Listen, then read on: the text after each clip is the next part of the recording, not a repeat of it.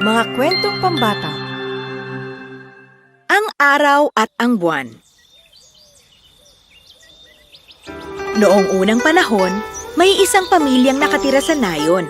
3 sila sa pamilya, si nanay, si kuya, at ang bunsong babae. Nakatira lamang sila sa isang maliit na bahay kubo. Isang araw, nagpaalam si nanay para maglakbay sa kabilang bayan. Anak, pupunta muna ako sa kabilang bayan. Meron akong trabaho para sa isa sa pinakamayamang pamilya doon. Pero babalik din ako bago magdilim. Alagaan mo mabuti ang kapatid mo, ha? Huwag po kayong mag-alala, inay. Ako na pong bahala sa kanya. Dito lang po kami sa bahay. Basta po, bumalik kayo bago dumilim, ha? Oo naman, mag-uuwi ako ng masarap na bibingka para sa inyong dalawa. Wow, bibingka! Paborito ko yun! Pagkaalis ng kanilang nanay, nakaisip ng ideya ang dalawang magkapatid. May naisip ako. Ano yun, kuya? Buong araw mawawala si nanay. Wala naman tayong gagawin dito. Siguro mas maganda kung sorpresahin natin siya pag uwi niya. Magandang ideya yan! Pero paano? Sinama ng kuya ang kanyang kapatid sa isang taniman ng kastanyas malapit sa kanilang bahay para pumitas ng sariwang kastanyas para sa kanilang nanay. Nagdala siya ng isang mahabang patpat habang nagdala naman ang kanyang kapatid ng isang basket. Paglapit nila sa puno, sinimulan ni kuya ang pagpitas ng kastanyas gamit ang kanyang patpat. Kailangan lang nating alugin ng sanga para makuha natin ang lahat ng bunga ng puno. Hindi na natin kailangang umakyat pa. Oo nga! Tapos sasaluhin ko na lang sila ng aking basket para makarami tayo! Napuno nila ng kastanyas ang kanilang basket at naglakad na sila pauwi. Binalatan nila ang mga kastanyas. Isa-isa nilang tinanggal ang balat at inipon ang matatamis na mga bunga. Gusto sana itong tikman ng bunsong kapatid, ngunit hindi siya pinayagan ng kanyang kuya. Wow! Ang sarap naman yan! Pwede bang matikman yan? Teka, hindi. Lulutuin pa natin ito at ibibigay kay nanay. Kaya wag muna natin tong kainin. Nakalimutan mo na bang sorpresa natin ito para sa kanya? Oo nga! Pumasok na tayo para magluto! Palubog na ang araw at nagmamadali ng umuwi ang kanilang nanay. Nag-aalala siya para sa kanyang mga anak. Buong araw kong iniwan ng walang kasama ang aking mga anak. Sana mabuti sila at nakakain sila sa tamang oras. Binilisan pa niya ang paglakad habang patuloy na iniisip ang kanyang 2 anak. Hindi niya namalayang may sumusunod sa kanya na nakatago lamang sa likod ng mga halaman. Nakaramdam siya ng takot nang makitang may gumagalaw na mga dahon. Lalo pa niyang binilisang lumakad, ngunit isang tigre ang lumundag sa kanyang harapan. Kanina pa kita sinusundan sa paglalakad mo. May naamoy ako mabango sa dala mong basket. Kung di mo na itatanong, nagugutom na ako. Ano lang to? Mga bibingka? Bibingka. Gusto ko yan. Lagi ako naglalaway diyan. Sa'yo na lang lahat yan kung yan ang gusto mo. Siyempre gusto ko. Akin na yan lahat. At gutom na ako. At binigay ng nanay ang mga bibingka sa tigre. Agad siyang tumakas habang kumakain ito. Tumakbo siya sa kabilang direksyon at naghanap ng daan pabalik sa bayan. Pero nahuli siya muli ng tigre. Hindi ka basta-basta makakatakas sa akin. Pero binigay ko na sa'yo lahat ng bibingka. Hindi totoo yan. Mukhang may tinira ka pa. Dahil may naamoy pa ako. Nasaan na? Akin na yan. Nagtira lang ako ng 2 para iuwi sana sa mga anak ko. Paborito rin nila yan eh. Akin na yan. Ibigay mo sa akin yan o ikaw ang kakainin ko. Ito na! Kunin mo na at pakawalan mo na ako. Hinihintay na ako ng mga anak ko. Binigay ni nanay ang 2 bibingkang tinago niya sa kanyang bulsa. Tumakbo siyang muli habang kumakain ng tigre. Mabilis siyang tumakbo, ngunit mas mabilis pa rin ang tigre at naabutan siya nito.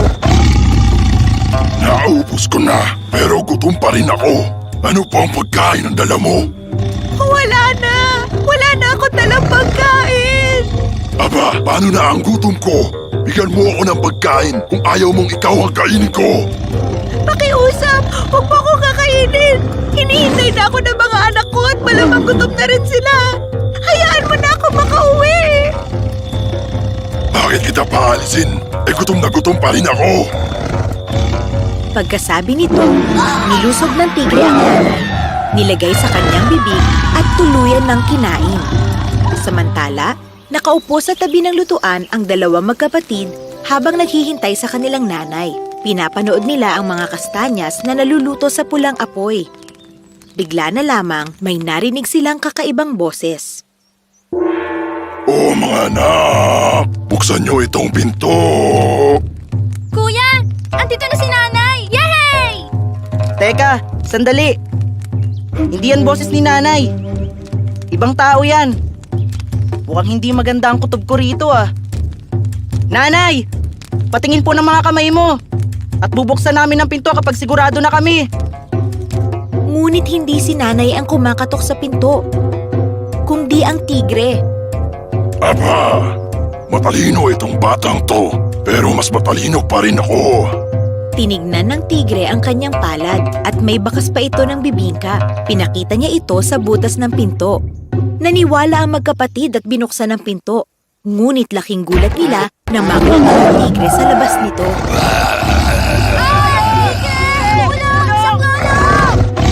Wala nang tutulong sa inyo sa oras na ito. Kuya, ano nang gagawin natin ngayon? Mag-iisip ako.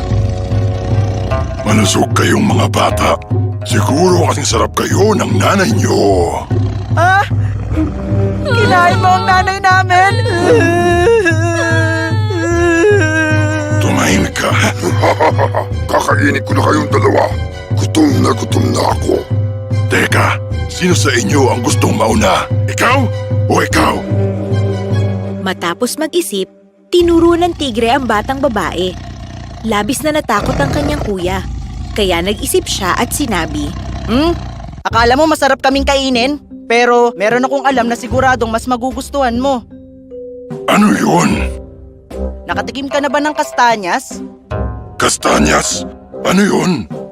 Ang kastanyas ay isa sa pinakamasarap na pagkain sa buong mundo. Nakakagulat na hindi mo pa ito natitikman. Akin na yan. Gusto kong kumain ng kastanyas. Oo ba? Napakasarap nito. Malilamnam at talaga namang katakam-takam. Ito, pinagluto ka namin ng marami. nasabik ang tigre nang makita ang kastanyas na nasa lutuan. Tumindi ang kanyang gutom sa kanyang nakita. Nilapat niya ang kanyang bibig sa mainit na lutuan at napaso siya nito. Sumigaw siya ng sumigaw, pero walang tumutulong sa kanya. Ang init! Tulong! Tulungan niyo ako! Nasusunog ang tila ko! Masakit! Tulong! Tulong! Napahamak ang tigre dahil sa kanyang kasakiman. Nasunog ang kanyang bibig at kamay. Sinamantala ng magkapatid ang pagkakataon upang tuluyang makatakas mula sa tigre. Tumakbo sila sa likod bahay at umakyat sa isang puno. Ilang saglit pa, lumabas na ang tigre. Hinahanap niya ang dalawang bata. Kuya, gaano katagal dapat tayo dito sa taas ng puno? Baka mahuli rin niya tayo at kainin. Huwag kang mag-alala, dito lang muna tayo. Pero kuya, natatakot ako. Kakainin tayong dalawa ng tigre. Kaya huwag kang maingay para hindi niya tayo marinig at mahuli. Kaya tahimik silang nanatili sa puno. Galit na galit ang tigre dahil niloko siya ng dalawang bata at napaso pa ang kanyang bibig. Hinanap niya ang magkapatid sa lahat ng sulok sa loob at labas ng kanilang bahay. Saan kaya sila nagpunta? Malamang nagtatago lang sila dito. Hindi sila makakapaglakbay sa dilim. Hahanapin ko sila at kakainin. Sa kanyang paglalakad, nakita ng tigre ang refleksyon ng dalawang bata sa balon. Andyan lang pala kayo. Sabi ko na nga ba at mahahanap ko rin kayo. Umanda kayo sa akin. Hindi alam ng tigre na refleksyon lamang ng mga bata ang nakita niya. Tumalon siya sa balon. Nang mahulog siya sa tubig, napagtanto niya ang kanyang pagkakamali. Mga tusong bata, naloko nyo na naman ako. 2 beses na. Una, pinaso nyo ang aking bibig. Ngayon naman, nilunod nyo ako. Hindi ko ito palalagpasin. Magbabayad kayo. Palabasin nyo ako dito! Pero tinawanan lang siya ng magkapatid. May nakitang lubid ang tigre sa loob ng balon. Hinawakan niya ito at nakaahon mula sa tubig. Pumunta siya sa puno kung saan nagtatago ang magkapatid. Sinubukan niyang umakyat sa puno, ngunit madulas ito, kaya hindi siya nakaakyat. Mga bata, sabihin niyo sa akin kung paano umakyat yan. Hindi ko sasabihin sa'yo. Kapag sinabi mo kung paano umakyat, pangako, hindi ko kayo kakainin. Ginamit namin yung palakol para makaakyat ng puno. Naku, bakit mo sinabi sa kanya? Hindi natin siya pwedeng pagkatiwalaan. Tama kang bata ka, kaya magtago na kayo dahil aakyat na ako at kakainin ko kayo. Nakita ng tigre ang isang palakol at nagsimula siyang umakyat sa puno. Natakot ang dalawang magkapatid. Kaya nagdasal ang batang lalaki. Panginoon, bigyan niyo po kami ng matibay na lubid kung kagustuhan niyong mabuhay kami. O isang marupok na lubid kung dapat na kaming mamatay. Panginoon, tulungan niyo po kami. Kuya, tingnan mo! May lubid! Salamat po, Panginoon. Salamat po! Inabot ng magkapatid ang lubid at hinila sila nito paakyat sa langit. Pagdating ng tigre sa puno, nakita niyang lumipad ang dalawang bata, kaya lalo siyang nagalit. Dapat pa magdasal din ako? Ay nako, sige na nga. Gusto ko nang kainin ang magkapatid na yon. Panginoon, bigyan mo ako ng lubid para magawa ko ang gusto ko o marupok na lubid kung dapat ako mamatay. At dumating nga ang lubid. Masayang kumapit dito ang tigre. Inakyat siya ng lubid papunta sa langit, ngunit hindi rin ito nagtagal. Sa kanyang paglipad, nakita ng tigre na marupok ang lubid. Unti-unti itong naputol at nahulog ang tigre sa kanyang kamatayan. Patuloy naman sa pag-akyat sa langit ang magkapatid. Binasbasan sila ng Diyos upang maging araw at buwan, para magbigay ng ilaw sa bawat araw at gabi.